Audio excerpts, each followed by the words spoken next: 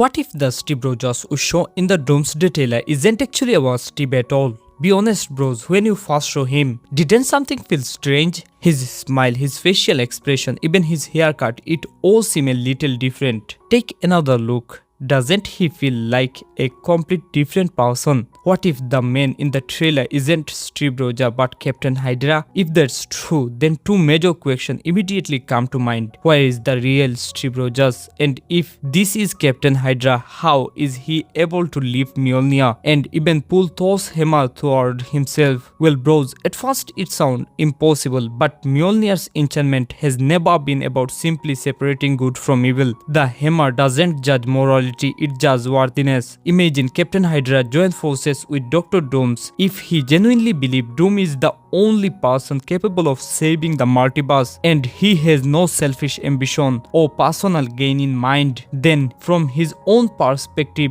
he isn't a villain. He truly believes he's fighting for the greater good. In that case, Captain Hydra could actually be worthy enough to wield Mjolnir. He's not trying to conquer the multiverse for himself. He honestly believes he's protecting it. The tragic part is that he doesn't even realize Dr. Doom is manipulating him. I think the Steve we saw in the trailer is actually a variant from another universe, one that Dr. Doom has recruited. When our Steve traveled back in the time at the end of Avengers Endgame to live with Peggy Carter, he had short hair and no beard. Even old Steve never had long, center-parted hair. The Steve shown in the teaser also previously had short hair and no beard. So why would he suddenly appear with such a strange hairstyle? Even compared his look with Steve from Avengers Infinity War, surprisingly his hairstyle don't match at all, and even the beard looks slightly different. That tells me this isn't our Steve Rogers. Instead, this could be a Captain Hydra variant from another universe where Peggy died.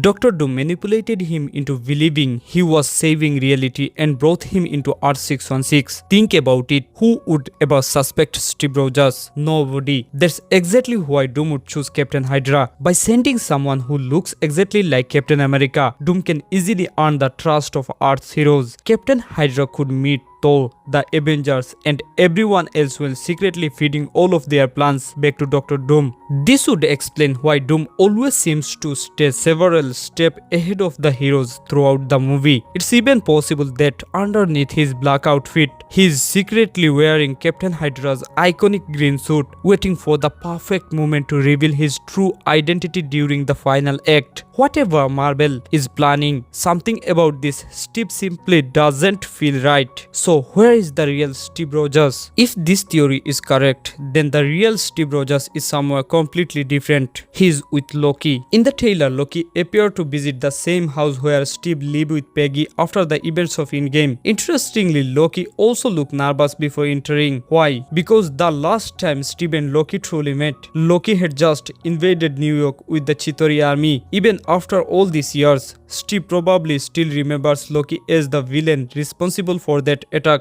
That could explain why Loki seems hesitant about facing him. There's another twist. The Loki we see might not even be the original Loki. The real Loki is still sitting on his throne at the end of Loki season 2, holding together every timeline in the multiverse. So this could simply be one of Loki's clones, sent to bring Steve and Peggy to the TVA before transferring them to Earth 828. Meanwhile, the original Loki remains at the end of time protecting the multiverse. In short, the real Steve Rogers is with Loki at the TVA, while the Steve we see in the trailer is actually Captain Hydra, secretly working as Dr. Doom's spy. What do you think?